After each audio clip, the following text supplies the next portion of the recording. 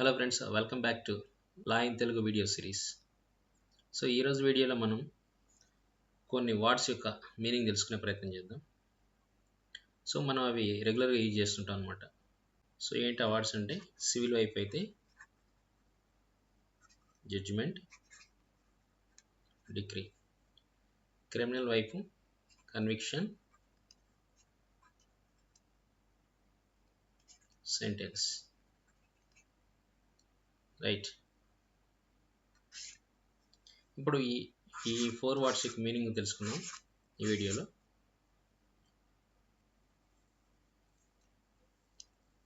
మనకేంటంటే సివిల్ లాలో ఉన్నట్లు judgement, decree డిఫరెంట్గా రెండు ఉన్నాయన్నమాట. సో ఈ రెండు పర్పస్ సర్వ్ చేస్తాయి. బట్ మనకి సివిల్ లాలో ఈ రెండింటి కలిపి కన్విక్షన్, సెంటెన్స్కి ఒకటే వాడు ఉంటుంది అనమాట, judgement. So there is no decree in criminal proceedings, right. So దీని కౌంటర్ పార్ట్ ఇక్కడ ఉండదు అనమాట. ఈ రెండు కలిపి కూడా ఇక్కడే ఉంటుంది. సో ఇక్కడ ఇది ఆపరేటివ్ పార్ట్ అనమాట.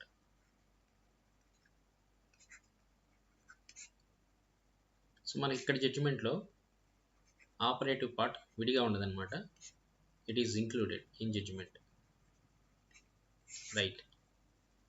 సో ముందు జడ్జిమెంట్ అంటే జనరల్ మీనింగ్ చూద్దాం. నేను డెఫినేషన్ గురించి ఇక్కడ మాట్లాడబోవటం లేదు, జస్ట్ అవగాహన కోసం వాటి మీనింగ్ చెప్పే ప్రయత్నం చేస్తాను. ఓకే. సో ముందు జడ్జిమెంట్ అంటే ఏంటి, ఒక ఎగ్జాంపుల్ చెప్తాను. Suppose judgement,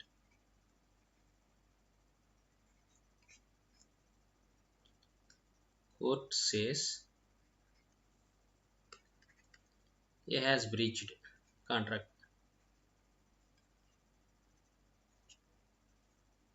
and owes money to B. So contract breach చేశాడు, అలాగే ఏకి డబ్బు రుణపడి ఉన్నాడు, డబ్బు ఇవ్వాల్సి ఉంది అని చెప్పింది అనమాట. సో ఇది డైరెక్ట్గా ఆపరేటివ్ పార్ట్ కాదనమాట. ఆటోమేటిక్గా మనం దీన్ని ఇంప్లిమెంట్ చేయలేం. ఇంప్లిమెంట్ చేయాలంటే స్పెసిఫిక్ ఆర్డర్ ఉండాలి మనకి. ఇది జస్ట్ ఏంటంటే డిక్లరేషన్ ఓన్లీ. సో అతను బ్రీచ్ చేశాడు, అతనికి డబ్బు ఇవ్వాలి అని చెప్పి మాత్రమే చెప్పింది అనమాట. అంత మాత్రం చేత అది ఆపరేటివ్ పార్ట్ అవుతుంది. మనకు సపరేట్గా డిగ్రీ కావాల్సి వస్తుంది. డిగ్రీ ఏం చెప్తుంది, ఇలా చెప్తే దీన్ని మనం జడ్జిమెంట్ అంటాం. సో డిగ్రీ ఏం చెప్తుంది, court orders A shall pay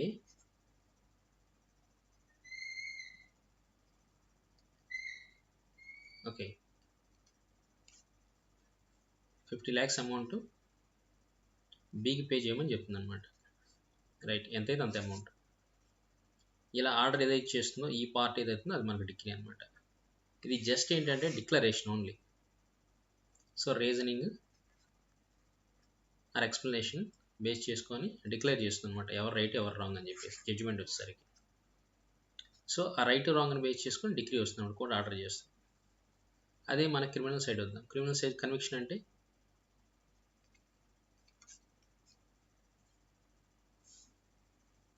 so trial base చేసుకొని, ట్రయల్ నడుస్తుంది కదా, ప్రాసిక్యూషన్ డిఫెన్స్ మధ్య ట్రయల్ నడుస్తుంది. ట్రయల్ నడిచిన తర్వాత ఒక కంక్లూజన్ వస్తుంది అనమాట. ఓకే, ఇతను తప్పు చేశాడా చేయలేదా, ఇతను మర్డర్ చేశాడా చేయలేదా అని కంక్లూజన్ అనమాట. ట్రయల్ కంక్లూడ్ అవుతుంది. ఇప్పుడు మనకి దాన్ని బేస్ చేసుకొని, వచ్చిన కంక్లూజన్ బేస్ చేసుకొని సెంటెన్స్ ఉంటుంది అనమాట. సెంటెన్స్ ఏం చెప్తుంది, ఆ పెనాల్టీ ఇంపోజ్ చేస్తుంది. Sentence is nothing but penalty imposed after conviction. So నేరం నిరూపితమైన తర్వాత ఇచ్చేటటువంటి పెనాల్టీ ఏదైతుందో అదే మనకి సెంటెన్స్ అనమాట. ఈ రెండు కూడా మనకి క్రిమినల్ వైపు అయితే జడ్జిమెంట్లోనే ఉంటాయి. ఓకే, బట్ సివిల్ వైపు అలా కాదనమాట. వాటి రెండింటికి విడివిడిగా ఒక జడ్జిమెంట్, ఒకటి డిగ్రీ అని సపరేట్గా రెండు ఉన్నాయన్నమాట. మనకి డిగ్రీ అనేది ఇక్కడ ఆపరేటివ్ పార్ట్. సో ఈ ఆపరేటివ్ పార్ట్ కూడా మనకి ఇక్కడ క్రిమినల్ సైడ్ అయితే ఆ జడ్జిమెంట్లోనే ఉంటుంది అన్నమాట భాగంగా. It is part of judgement. Okay,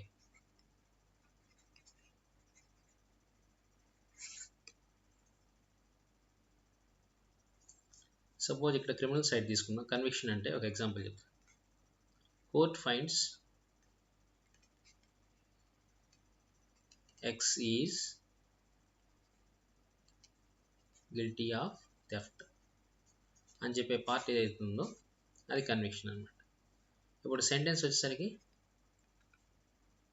court orders X is sentenced to 2 years imprisonment and 10,000 fine ఉంటుంది. ఇది సెంటెన్స్ అనమాట, రైట్? సో దాన్ని బట్టి ఏంటంటే మనకి సివిల్లో జడ్జిమెంట్ ఈక్వల్ టు ఇక్కడ కన్విక్షన్, అలాగే సివిల్లో డిగ్రీ ఈక్వల్ టు ఇక్కడ మనకి సెంటెన్స్తో సమానం.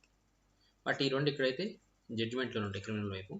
There is no degree in criminal side, right?